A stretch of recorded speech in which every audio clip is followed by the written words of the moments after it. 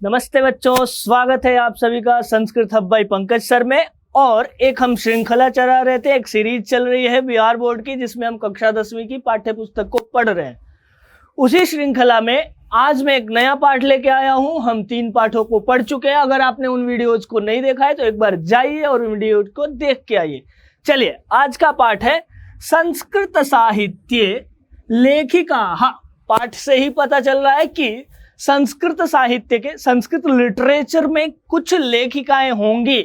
यहाँ देखिए, लेखिका दिया है, अर्थात यहाँ फीमेल जो राइटर्स होती हैं उनकी बात होगी। तो जो लेखिका हैं उनके बारे में ये पाठ है। तो चलिए पाठ का परिचय देखते हैं, फिर पाठ के अंदर क्या कंटेंट है उसे देखेंगे। पाठ के परिचय में दिया हुआ है, समाजस्य यानम पुरुषैहि नारीभिश्च चलति। देखिए, वस्तुतः यहाँ क्या कहा जा रहा है कि समाज जो है एक गाड़ी है, यान है, या समाज का जो यान है, समाज की जो गाड़ी है, वो दोनों के द्वारा चलते हैं। किनके द्वारा? नारीभिः पुरुषैहि, पुरुषों के द्वारा और नारियों के द्वारा ही क्या चलता है? समाज का जो ये यान है वो चलता है। चलिए आगे क्या कह रहा है, साहित्ये अपि उभयोः समानं महत्वम। लिटरेचर में भी, साहित्य में भी, उभयोः दोनों का। किन दोनों का? तो पुरुषों का और नारियों का। समानम महत्वम, साहित्य में भी दोनों का, पुरुष का और स्त्री का सामान्य महत्व है, समान महत्व है। जितना ही पुरुष लेखकों का महत्व है उतने ही महिला लेखिकाओं का भी महत्व है। क्यों? क्योंकि यह जो समाज है, दोनों ही की ही आवश्यकता पड़ती है समाज को चलाने में। ऐसे ही साहित्य की भी गाड़ी चलाने के लिए दोनों की आवश्यकता होती है। आगे क्या कह रहा है, अधुना सर्वभाषासु साहित्य रचनायां स्त्रियः अपि तत्पराः सन्ति। अधुना इस समय सर्वभाषासु सभी भाषाओं में क्या कह रहा है, साहित्य रचनायाम साहित्य की रचना में स्त्रियः अपि स्त्रियां भी क्या है, तत्पराः सन्ति तत्पर हैं, यशश्च लभन्ते और यश को भी प्राप्त कर रही हैं। यही बात कही जा रही है क्या कि अभी इस समय भी, इस काल में भी सभी भाषाओं में स्त्रियां भी लेखन कार्य के लिए तत्पर हैं और लेखन तो कर ही रही हैं, साथ ही साथ उत्कृष्ट रचनाएं भी कर रही हैं जिनसे वो यश को प्राप्त कर रही हैं। चलिए आगे देखते हैं।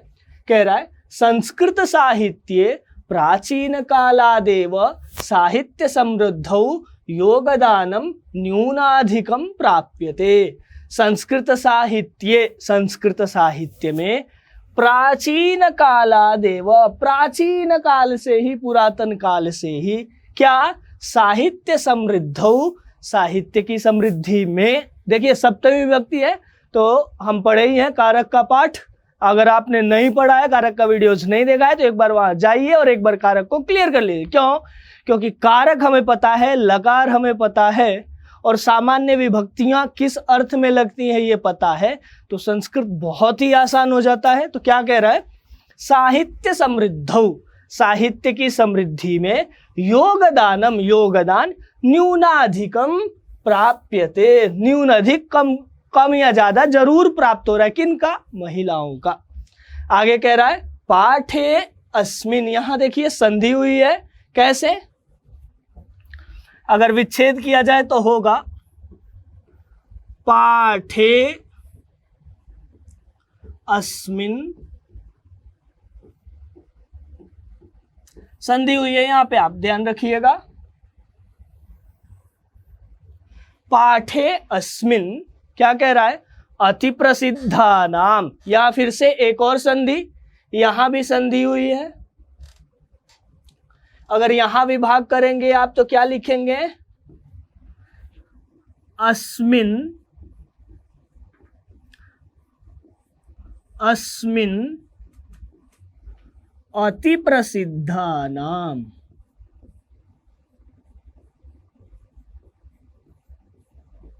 अति प्रसिद्धा नाम लेखिका नामेव चर्चा वर्तते। इस पाठ में अति प्रसिद्ध कुछ लेखिकाएं हैं, उन्हीं की सिर्फ चर्चा की जा रही है, किंतु लेखिकाएं बहुत सारी हैं। सिर्फ एग्जाम्पल रूप में, उदाहरण स्वरूप कुछ बहुत ही जो फेमस लेखिकाएं हैं, प्रसिद्ध लेखिकाएं हैं, अति प्रसिद्ध हैं, उनका संग्रहण किया गया है। ये न जिससे साहित्य निधि पूर्णे तासाम योगदानम ज्ञायते, और इससे क्या पता चला कि साहित्य का जो निधि है, सागर है, उसको भरने में तासाम महिला नाम अपि, क्या कह सकते हैं, स्त्री लेखिका जो है, लेखिकाएं जो हैं, उनका भी योगदान है, इस प्रकार का ज्ञान हो सके। क्लियर है इतना पाठ का परिचय? चलिए आगे चलते हैं। अब पाठ है विपुलम संस्कृत साहित्यम विभिन्नैः कविभिः शास्त्रकारैश्च संवर्धितम। यह जो विपुल अर्थात बहुत ही प्रसिद्ध, बहुत ही बड़ा जो संस्कृत साहित्य है, वो विभिन्नैः विभिन्नों के द्वारा, किन किन के द्वारा? तो कवियों के द्वारा, शास्त्रकारैश्च संवर्धितम। यह जो विपुल संस्कृत साहित्य है वो विभिन्न कवियों द्वारा, शास्त्रकारों द्वारा संवर्धित किया गया है, बढ़ाया गया है। यहां देखिए, यहां भी संधि है, विच्छेद ऐसे होगा, शास्त्रकारैः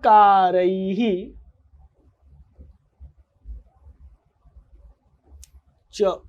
ठीक है, चलिए आगे कह रहा है वैदिक कालाद आरभ्य शास्त्राणाम काव्यानां च रचने संरक्षणे च यथा पुरुषाः दत्तचित्ताः अभवन् तथैव स्त्रियोऽपि दत्तावधानाः प्राप्यन्ते।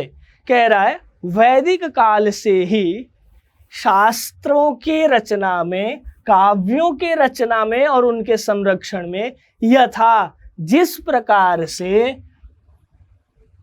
पुरुषाः दत्तचित्ताः, पुरुष लोग दत्तावधान है, दत्तचित्त है अर्थात अग्रसर हैं, अपना ध्यान लगाए हुए इसके लेखन में इत्यादि में, उसी प्रकार से तथैव, तथा एव, तथैव स्त्रियः अपि, यहां भी संधि हुई है, विच्छेद करेंगे तो होगा स्त्रियः अपि, स्त्रियां भी दत्तावधानाः प्राप्यन्ते, दत्तावधान अर्थात ध्यान दी हुई है, इनका भी योगदान दिखाई देता है।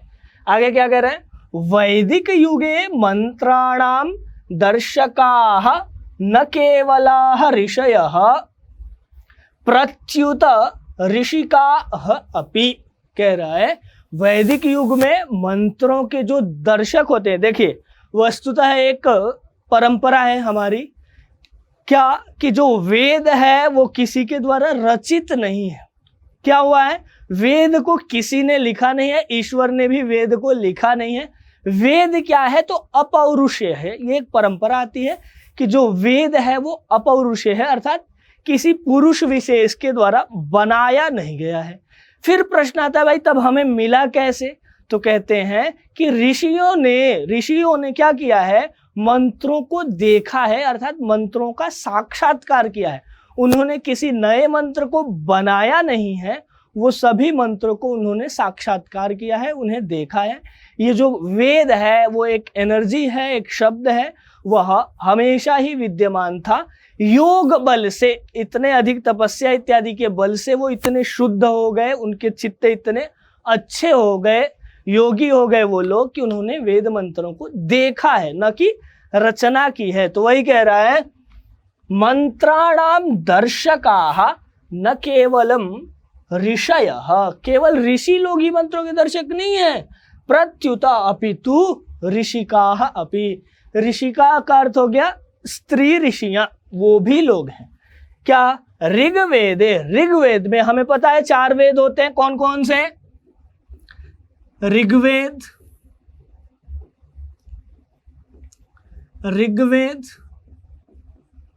यजुर्वेद,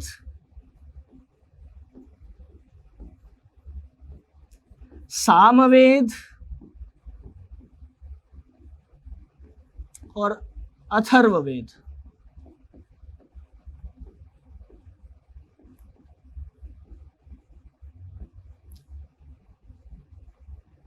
देखिए क्या कह रहा है, ऋग्वेद में चतुर्विंशति ही, यहां भी संधि हुई है, चतुर्विंशति है। अगर आप अलग अलग करके लिखेंगे तो क्या लिखेंगे,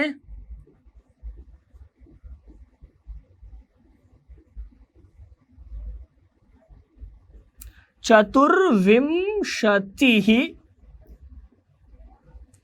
अथर्ववेदे।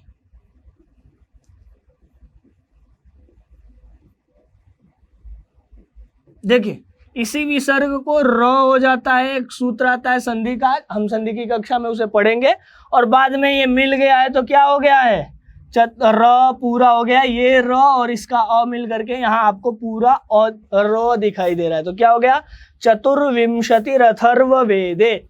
ऋग्वेद में 24, याद रखिएगा ऋग्वेद में कितने कह रहा है, ये संख्या है, बाद में पूछ सकता है। ऋग्वेद में आपको 24, क्या 24 है ये अभी जस्ट बताएगा। ऋग्वेद में 24, अथर्ववेदे च 5, और अथर्ववेद में 5। ये क्या है भाई, तो ऋषिकाः मंत्र दर्शनवत्स्यः निर्दिश्यन्ते, अर्थात ऋग्वेद में 24 ऋषिका दिखाई देती हैं जिन्होंने मंत्रों को देखा है, या उनकी उपलब्धि है कि 24 ऐसी ऋषिकाएं हैं जिन्होंने मंत्रों को देखा है। अथर्ववेद में 5 ऋषिकाओं का उल्लेख या निर्दिष्ट है, वो 5 ऋषिकाएं उद्दिष्ट हैं, निर्दिष्ट हैं जिन्होंने मंत्रों को देखा है।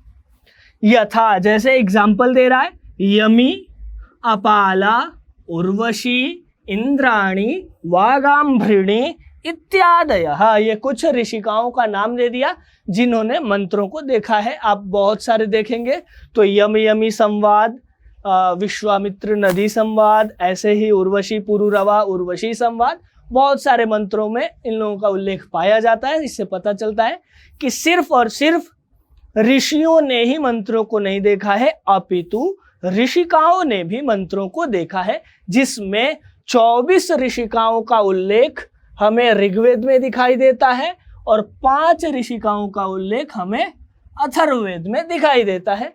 ठीक है, चलिए आगे देखते हैं। आगे क्या कह रहा है, बृहदारण्यकोपनिषदि याज्ञवल्क्यस्य पत्नी। अब याद रखिएगा, एक बहुत ही अच्छी बात आ गई, आप इसको, ये फैक्ट्स हैं, याद रखिएगा। बृहदारण्यक उपनिषद, आप लोग जब पहली कक्षा में थे, जब हमने इस पहली पाठ को पढ़ा था, पहले पाठ को, उसमें मैंने एक श्लोक बताया था, उसमें उपनिषदों का नाम दिया हुआ है, वहां पे बृहदारण्यक का भी नाम दिया हुआ था, संग्रहण किया हुआ था कि 10 उपनिषदों का संग्रहण एक श्लोक में हुआ है, उसमें बृहदारण्यक का भी नाम है। अब याद रखिएगा कि ये कथा कहाँ से, या ये कहानी जो है, या ये जो उल्लेख है, वो किस उपनिषद के बारे में है, कहाँ से है। तो कह रहा है बृहदारण्यकोपनिषदि, बृहदारण्यक उपनिषद में याज्ञवल्क्यस्य पत्नी। अब देखिए, याज्ञवल्क्यस्य पत्नी, याज्ञवल्क्य की पत्नी कौन है, मैत्रेयी। आपसे पूछ सकता है कि किस उपनिषद में बताया गया है, या मैत्रेयी का उल्लेख किस उपनिषद में है, तो बस आप कह सकते हैं बृहदारण्यक उपनिषद में। आपसे प्रश्न पूछा जा सकता है मैत्रेयी किसकी पत्नी थी, तो मैत्रेयी याज्ञवल्क्य की पत्नी थी। आपसे पूछ दिया जाए कि याज्ञवल्क्य और मैत्रेयी का कहाँ पर दिखाई देता है आपको उल्लेख, आप कह सकते हैं बृहदारण्यक उपनिषद में। फिर एक प्रश्न बनाया जा सकता है कि याज्ञवल्क्य की पत्नी का नाम क्या था, तो आंसर हो जाएगा मैत्रेयी। फिर प्रश्न पूछ सकता है याज्ञवल्क्य और मैत्रेयी में कौन सा संबंध था, तो आप कह सकते हैं पति पत्नी का संबंध था। ठीक है, अब देखिए क्या कह रहा है, बृहदारण्यकोपनिषदि याज्ञवल्क्यस्य पत्नी मैत्रेयी दार्शनिक रुचिमती, दार्शनिक रुचि वाली थी, दार्शनिक दर्शन में उसकी रुचि थी।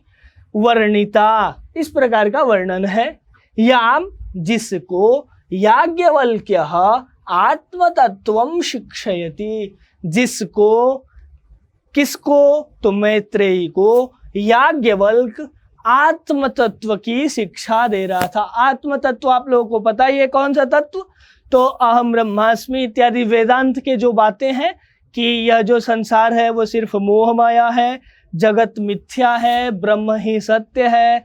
यह जो चराचरात्मक जगत आपके सामने जो कुछ भी दिखाई दे रहा है वो सब कुछ मिथ्या है, झूठ है। सत्य क्या है? तो सिर्फ और सिर्फ ब्रह्म ही सत्य है। ये सब विचार जिस विद्या में किया जाता है वो आत्म तत्व की विद्या है। वो शिक्षयति। कौन शिक्षयति? याज्ञवल्क्यः शिक्षयति। किसको शिक्षयति? किसको पढ़ा रहा है, किसको बताता है? मैत्रेयी को बताता है। ये कहाँ पे उल्लेख है? तो बृहदारण्यकोपनिषद में उल्लेख है। याज्ञवल्क्य मैत्रेयी को क्या पढ़ा रहा है, क्या शिक्षा दे रहा है? तो आत्म तत्व की शिक्षा दे रहा है। क्लियर है इतना? यहां से ऐसे प्रश्न आ सकते हैं। चलिए आगे देखते हैं। अब है जनकस्य सभायाम शास्त्रार्थ कुशला गार्गी वाचक्नवी। देखिए ये एक ही नाम है, गार्गी वाचक्नवी। वाचक्नु की पुत्री को वाचक्नवी कहा जाता है। इनके पिता का क्या नाम था? वाचक्नु। गार्गी वाचक्नवी क्या? तो कहां पे है? तो जनक की सभा में तिष्ठति स्म, रहती थी, बैठती थी उनकी सभाओं में। जनक की सभा में शास्त्रार्थों में कुशल गार्गी वाचक्नवी नामक एक विदुषी ऋषिका रहती थी। माँ अब क्या? तो ये तो वेदों में बताया था, उसके बाद अब आपको जनक की सभा में बता दिया। तो याद रखिएगा कि वाचक्नवी कहाँ रहती थी, किसके सभा में? तो जनक की सभा में। आगे है महाभारते अपि। यहां भी देखिए संधि है, भारते अपि। ये जो चिन्ह दिखाई देता है ना, ये पूर्व रूप संधि को दर्शाता है। पूर्व रूप संधि।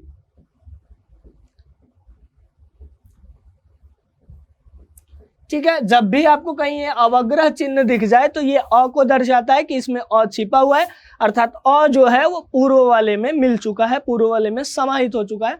तो ये पूर्व रूप संधि का द्योतक है। चलिए क्या कह रहा है? महाभारते अपि जीवन पर्यंतम, जीवन भर वेदांतानुशीलन परायाः, वेदांत का ही अनुशीलन चिंतन इत्यादि करने वाली सुलभायाः, सुलभा का वर्णन लभ्यते मिलता है। आगे क्या है? अब देखिए वेदों में बता दिया, जनक की सभा में बता दिया, महाभारत में बता दिया। अब कहाँ? तो लौकिक साहित्य। लौकिक साहित्य में आजकल जो साहित्य है, लोक में अभी जो प्रचलित साहित्य है, आधुनिक साहित्य में भी क्या है? तो दिखाई देता है।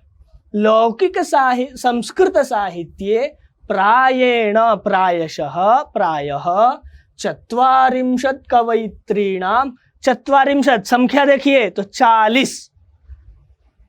हमें संख्या भी धीरे धीरे पता चला। एक कक्षा में हमने 10 पढ़ा था। संख्याओं को भी संस्कृत में संख्या, समय, ये सब भी बहुत ही इंपॉर्टेंट होते हैं, इन्हें भी आप ध्यान रखिए। कह रहा है लौकिक संस्कृत साहित्य, लौकिक आधुनिक लिटरेचर में, संस्कृत लिटरेचर में प्रायेण, प्रायः 40 कवयित्रीणाम, 40 कवयित्रियां। देखिए कवि होता है पुल्लिंग और कवयित्री होता है, कवयित्री होता है स्त्रीलिंग। वही कह रहा है, उसकी षष्ठी बहुवचन बताया है। किनका उल्लेख? कवयित्रियों का उल्लेख। तो संबंध है तो षष्ठी, और बहुत सारी कवयित्रियों को लेना है तो षष्ठी का बहुवचन रूप। 40 कवयित्रीणाम सार्धशतम। सार्धशतम मीन्स 150।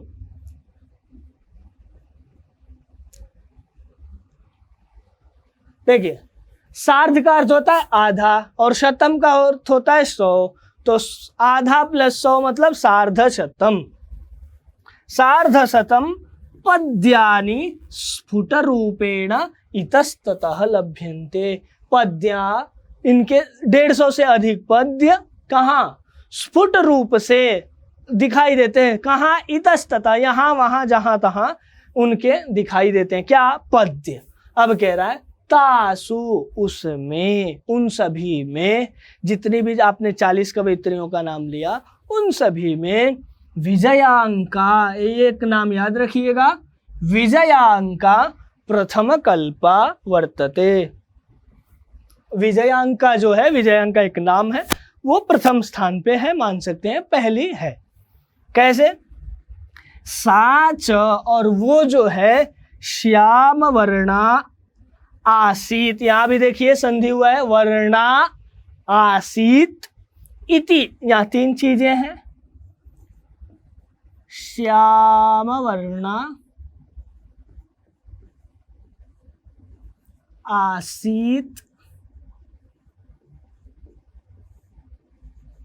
इति, संधि होकर के क्या बन गया? श्याम वर्णा आसीद इति पद्येन अनेन, अनेन पद्येन, यहां भी संधि हुआ है, पद्येन अनेन, अलग अलग करेंगे तो पद्येन और अनेन दोनों को जोड़ने पर बन गया पद्यानेन, पद्येनानेन, पद्येन अनेन बन गया है।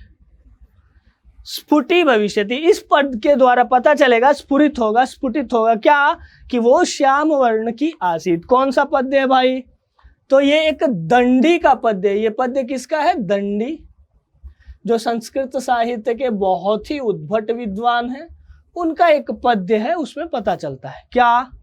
तो अब बोला जा रहा था, दंडी ने एक बात कही थी, क्या कही थी? वस्तुतः यह पद्य किसी और का है, दंडी के उल्लेख के द्वारा बताया जा रहा क्या? कि दंडी ने बोला था सर्व शुक्ला सरस्वती। दंडी एक कवि थे, दंडी एक बहुत ही उद्भट विद्वान है, उन्होंने क्या बोला है? सर्व शुक्ला सरस्वती। क्या? कि सरस्वती जो है वो सर्व शुक्ल वर्णीया है। अब इसी पे आक्षेप किया जा रहा है क्या?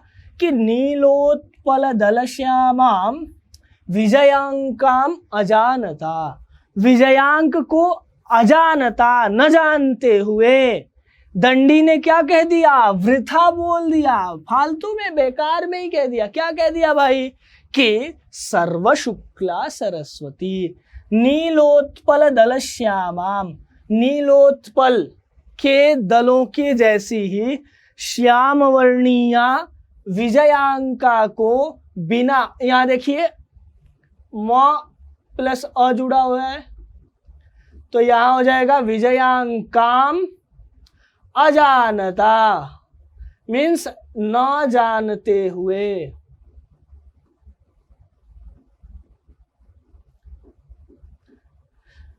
नीलोत्पलों के जैसा, देखिए यहां पे भी समास हुआ है, नीलं च तत् उत्पलम नीलोत्पलम, नीलोत्पलम इव श्यामा, नीलोत्पलम श्यामा ताम नीलोत्पल श्यामाम, यहाँ समास हुआ है। अब ध्यान से थोड़ा सा इसको देखिएगा, ठीक है। कह रहा है विजयांकाम, नीलोत्पलों के सदृश श्याम वर्णीया जो विजयांका है, उसको, अर्थात वो इतनी विदुषी थी, इतनी प्रकांड विदुषी थी, इतना ज्ञान का था भंडार था उसमें, उसको बिना देखे हुए, बिना जाने हुए, वृथा ही, बेकार में ही, फालतू में ही दंडिना, दंडी के द्वारा प्रोक्ता बोला गया है क्या? सर्व शुक्ला सरस्वती, अर्थात शुक्ल रूपमयी ही सरस्वती होती है।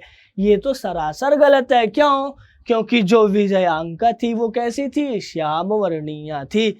अर्थात दंडी बिना इसको जाने ही कह दिए कि ये जो सरस्वती होती है वो शुक्ल वर्णीय होती है। अभी उन्होंने किसको नहीं देखा है? विजयांका को नहीं देखा है, जो नीलोत्पल दल श्यामा है। ठीक है। अब कह रहा है तस्याह कालः, विजयांका का काल, तस्या मीन्स उसका, तो किसका? तो विजयांका का। कालः जो समय है वो अष्टम शतकम इति अनुमीयते, यहां भी संधि हुई है, यण संधि है, अष्टम शतकम इति अनुमीयते हो गया इत्यनुमीयते, 8वीं शताब्दी माना जाता है। तो विजयांका का काल क्या है? 8वीं शताब्दी। चलिए आगे है, चालुक्य वंशीयस्य चंद्रादित्यस्य राज्ञी, चालुक्य वंश के चंद्रादित्य की जो रानी थी विजय भट्टारिका। देखिए अब याद रखिएगा कि विजय भट्टारिका किस वंश से संबंध रखती है? तो चालुक्य वंश से। चालुक्य वंश की कौन सी विदुषी आपके सामने दिख रही है? तो विजय भट्टारिका। विजय भट्टारिका किसकी रानी थी? तो चंद्रादित्य की रानी थी। चंद्रादित्य का कौन सा वंश है? तो चालुक्य वंश है। क्लियर? चलिए आगे देखते हैं। कह रहा है चालुक्य वंशीयस्य, चालुक्य वंश वाले चंद्रादित्यस्य, चंद्रादित्य के राज्ञी रानी विजय भट्टारिका एव विजयांका इति बहवः मन्यन्ते। अर्थात चालुक्य वंश के चंद्रादित्य की जो रानी थी विजय भट्टारिका, उसी को बहुत लोग किस नाम से जानते हैं या मानते हैं? क्या कि वही जो थी विजयांका थी, जिसके बारे में अभी हम बात कर रहे थे कि ये श्यामवर्णीया थी। ठीक है, चलिए अब कह रहा है किंच शीला भट्टारिका देव, किंच किंतु शीला भट्टारिका देवकुमारिका रामभद्राम्बा प्रभृतयः दक्षिण भारतीयाः संस्कृतलेखिकाः स्वस्फुटपद्यैः प्रसिद्धाः। साथ ही साथ क्या हुआ? शीला भट्टारिका, देवकुमारिका, रामभद्राम्बा प्रभृतय इत्यादि कुछ दक्षिण भारतीयाः, दक्षिण भारत की, साउथ इंडिया की संस्कृत लेखिकाः, Sanskrit writers, Sanskrit female writers स्व स्फुटपद्य ही, उनका स्फुटपद्यों के द्वारा मतलब दिखाई देता है, उनके द्वारा वो प्रसिद्धि को प्राप्त की हैं, प्रसिद्ध हैं। अब आगे देखिए, विजयनगरस्य राज्यस्य नरेशः, विजयनगर साम्राज्य था, उस राज्य के नरेश क्या? संस्कृत भाषा संरक्षणाय कृत प्रयासाः आसन् इति विदितमेव। क्या? तो विजयनगर साम्राज्य के जो राजा थे वो संस्कृत भाषा के संरक्षण के लिए कृत प्रयास थे, हमेशा प्रयास रहित रहते थे, प्रयास युक्त थे। वो क्या है? सबको पता ही है, विदितम एवं, विदित ही है। यहां भी संधि हुई है आसन इति, देखिए आसन इति, आसन्निति। चलिए आगे देखते हैं, आगे क्या कह रहा है?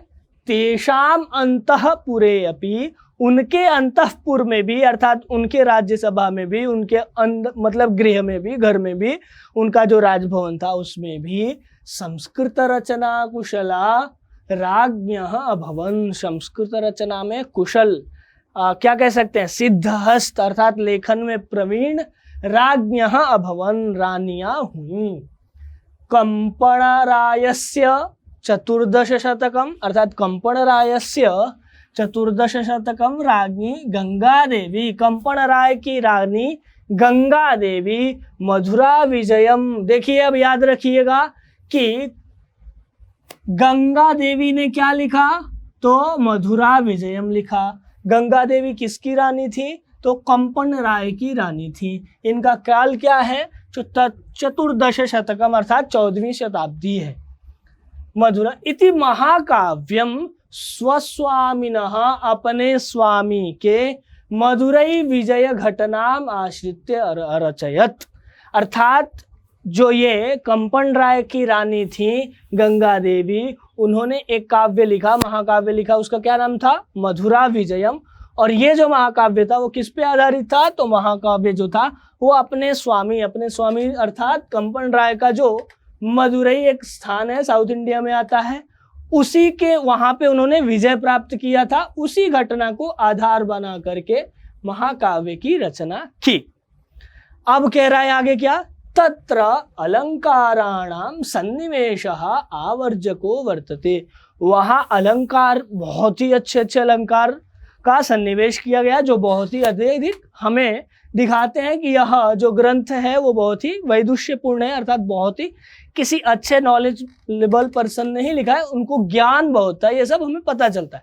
फिर कह रहा है तस्मिन्नेव राज्ये, उसी राज्य में, कौन से राज्य की बात चल रही है?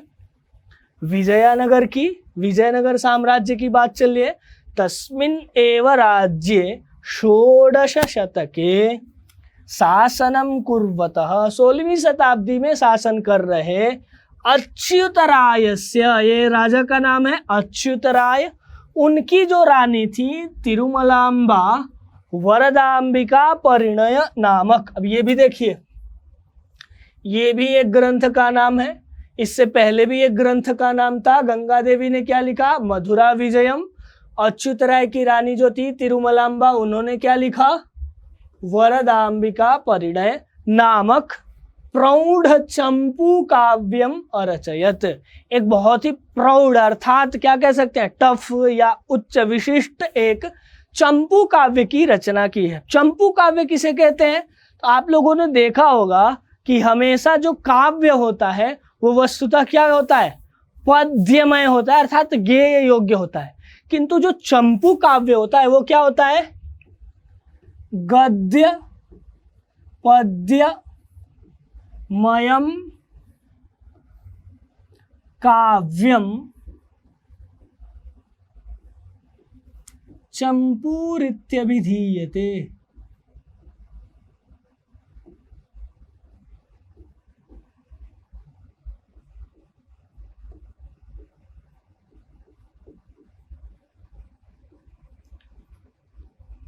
अर्थात चंपू किसे कहते हैं? तो ऐसा काव्य जो गद्यमय और पद्यमय, अर्थात उसमें पद्य भी हो और गद्य भी हो, ऐसे काव्य को हम चंपू कहते हैं। गद्य पद्यमयम काव्यम चंपूरित्य विधीयते। चलिए, वही कह रहा है तत्र, उसमें संस्कृत गद्यस्य छटा, उसमें संस्कृत गद्यों की छटा समस्त पदावल्या ललित पद विन्यासेन च अतीव शोभते। संस्कृत गद्य की जो छटा है वो कैसे है? तो समस्त पदा नाम, बहुत बड़े बड़े समासिक पद। देखिए, अब समास क्या होता है? छोटे पद को, कई सारे पदों को मिला करके एक कर देना, अनेक पदों को एक पद कर देना क्या कहलाता है? समस्त पद कहलाता है, समास कहलाता है। अब इसमें क्या हुआ है? समस्त पदों की आवली है, बहुत सारे पदों को एक बनाया गया है, कई सारे समस्त पदों को भी एक बना दिया गया है, अर्थात बड़े बड़े समास युक्त पद दिखाई देते हैं, जिससे क्या हुआ है कि इसकी शोभा और अधिक बढ़ जाती है इस चंपू काव्य की। संस्कृत साहित्ये प्रयुक्तम दीर्घतमम समस्त पदमपि तत्रैव लभ्यते। और संस्कृत साहित्य में सबसे बड़ा कोई समास युक्त पद, एक वाक्य दिखाई देगा, पद्य दिखाई देगा, तो वो भी किस ग्रंथ में है? इसी वरदाम्बिका परिणय नामक ग्रंथ में है, जिसे किसने रचा है? तिरुमलांबा ने लिखा है। और तिरुमलांबा कौन थी? तो ये अच्युत राय की पत्नी थी। और अच्युत राय का समय क्या है? तो 16वीं शताब्दी है। ये कहाँ के राजा थे? तो विजयनगर के राजा थे। चलिए आगे देखते हैं। अब कह रहा है आधुनिक काले, इस काल में 18वीं शताब्दी इत्यादि में, आधुनिक काले संस्कृत लेखिकासु, संस्कृत लेखिकाओं में पंडिता क्षमा राव, देखिए इनका काल क्या है? 1890 से 1953। अब हम आ गए हैं 19वीं शताब्दी में। अभी तक हम पीछे बात कर रहे थे, अब हम कहाँ गए हैं? 19वीं शताब्दी में। तो इसमें क्या कह रहा है? संस्कृत लेखिकासु, संस्कृत लेखिकाओं में पंडिता क्षमा राव, जिनका समय है 1890 से 1953, नामधेया, इस नाम की, किस नाम की? तो क्षमा राव नाम की विदुषी अतीव प्रसिद्धा। अतीव, यहाँ गलती से अतोव हो गया है, ये अतीव होगा, अतीव प्रसिद्धा, अतीव ही प्रसिद्ध है। तया, उसके द्वारा, स्वपितुहु, अपने पिता के, किसके? तो उनका पिता कौन है? क्षमाराव के पिताजी कौन है? तो कह रहा है शंकर पांडुरंग पंडितस्य। शंकर पांडुरंग पंडित क्षमाराव के पिताजी हैं। उन क्या किया है? तो महतः विदुषः, ये जो शंकर पांडुरंग पंडित हैं वो बहुत ही विद्वान व्यक्ति हैं। उनके जीवन चरित पर शंकर चरितम इति रचितम। तो क्या कहा जा रहा है? क्षमाराव के द्वारा शंकर चरितम नामक एक ग्रंथ लिखा गया है। और वो क्या है? तो वो अपने पिता के जीवन चरित को लिखी। उनके पिता कौन थे? तो शंकर पांडुरंग। ठीक है। गांधी दर्शन प्रभाविता सा, गांधी के फिलोसफी से, गांधी के दर्शन से, गांधी के सिद्धांतों से ये बहुत ही प्रभावित थी और उन्होंने क्या क्या लिखा? सत्याग्रह गीता, सत्याग्रह गीता लिखी। फिर मीरा लहरी एक ग्रंथ लिखा, कथा मुक्तावली लिखी, विचित्र परिषद यात्रा लिखा, ग्राम ज्योति इत्यादीन अनेकान गद्य पद्य ग्रंथान प्रणीतवती। इन्होंने गांधी के सिद्धांतों से, गांधी के जो सिद्धांत है, गांधी की जो फिलोसफी है, उससे प्रभावित होकर इन अनेक ग्रंथों की रचना की। आप इसको जरूर याद रखिएगा कि सत्याग्रह गीता किसने लिखा है? तो सत्याग्रह गीता लिखा है पंडिता क्षमा राव ने। शंकर चरितम किसने लिखा है? तो शंकर चरितम भी लिखा है क्षमा राव ने।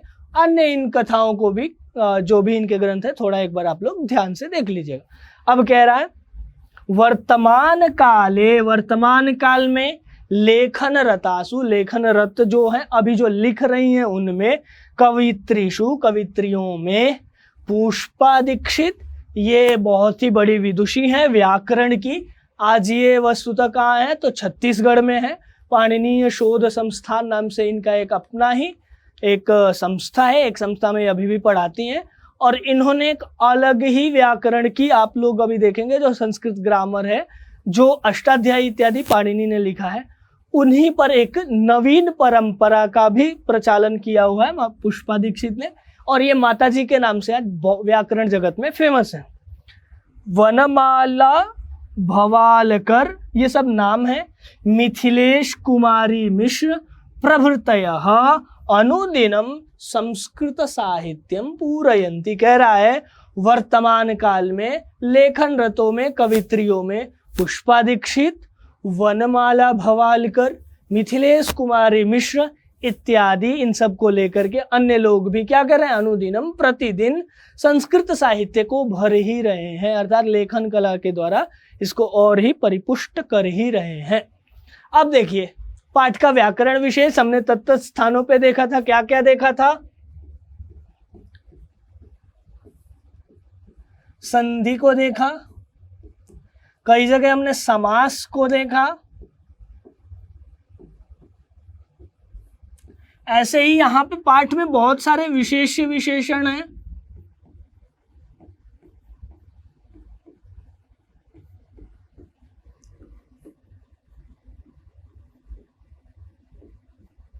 कई सारे प्रत्ययों का प्रयोग हुआ है। प्रत्यय जैसे, चलिए एक दो प्रत्यय देखते हैं। देखिए ये प्रणीतवती, यहां कौन सा प्रत्यय है? क्तवतु प्रत्यय है। तवतु प्रत्यय, ये तवतु प्रत्यय किस अर्थ में आता है? तो भूतकाल को द्योतित करने के लिए आता है। जैसे भूतकाल के लिए हम लंग लकार का प्रयोग करते हैं, ऐसे ये भी भूतकाल के लिए आता है। ऐसे रचितम, यहां कौन सा प्रत्यय है? तो त प्रत्यय है। चलिए, और रचयत यहां कौन सा लकार है? लंग लकार है।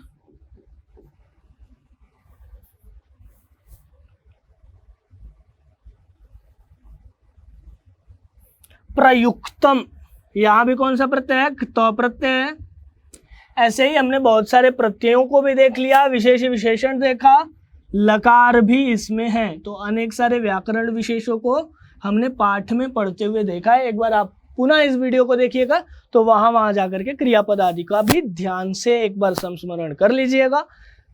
चलिए आइए कुछ प्रश्नों को करते हैं। आपके ही किताब में दिया हुआ है, कह रहा है कस्मिन् युगे मंत्राणाम दर्शकाः न केवला ऋषयः प्रत्युत ऋषिका अपि सन्ति। किस काल में? तो आपको पाठ के शुरू में ही दिया था। क्या दिया था? क्या दिया था? चलिए देखिए, कह रहा है कि वैदिक कालादारभ्य व शास्त्राणाम काव्यानाम च रचने। फिर दे रहा है ऋग्वेदे चतुर्विंशति ऋषिका मंत्र दर्शनवत्य। तो किस काल की बात हो रही है? वैदिक युग की। किस काल में? वैदिक काल में। यहां देखिए लिखा हुआ है वैदिक युगे मंत्राणाम दर्शका न केवला ऋषयः प्रत्युत ऋषिका अपि सन्ति। तो किस काल की बात हो रही थी इस प्रश्न में? वैदिक काल में, वैदिक युग में। चलिए अब है वागाम्भृणी कुत्र ऋषिका निर्दिश्यते। वागाम्भृणी कहाँ पर निर्दिष्ट हुई है? तो यहाँ देखिए आप लोग कुछ का नाम दिया हुआ है। वागाम्भृणी का नाम दिया हुआ है वेदों में। चलिए इसको भी आप लोग कर लीजिएगा अच्छे से करके, और सारे प्रश्नों के आंसर आप लोग भेजिएगा। फिर कह रहा है याज्ञवल्क्यस्य पत्नी का आसीत। याज्ञवल्क्य की पत्नी कौन थी? 2-3 बार इसको अच्छे से समझाया था। मैं प्रश्नों के आंसर्स नहीं बताता हूं, प्रश्नों के आंसर्स आप खुद करेंगे।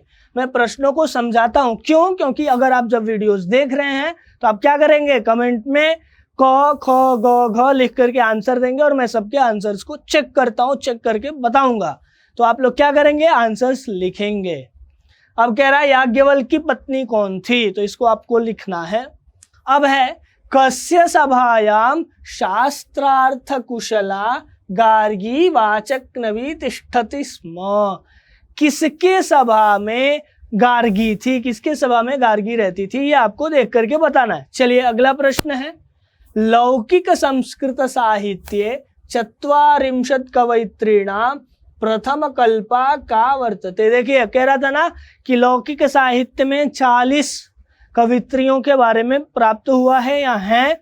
उनमें से प्रथम कल्पा का फर्स्ट कौन है? आप लोग क्लास को देखिएगा, उस वक्त मैंने अच्छे से विश्लेषण करके बताया था कि कौन थी, फिर उसके बारे में श्लोक आदि बताया गया है। उसको आप लोग ध्यान से देख करके कमेंट में बताएंगे। चलिए अगला है, लौकिक संस्कृत साहित्ये कियतीनाम कवयित्रीणाम वर्णनम लभ्यते। लौकिक संस्कृत साहित्य में कितनी कवियत्रियों का वर्णन मिलता है?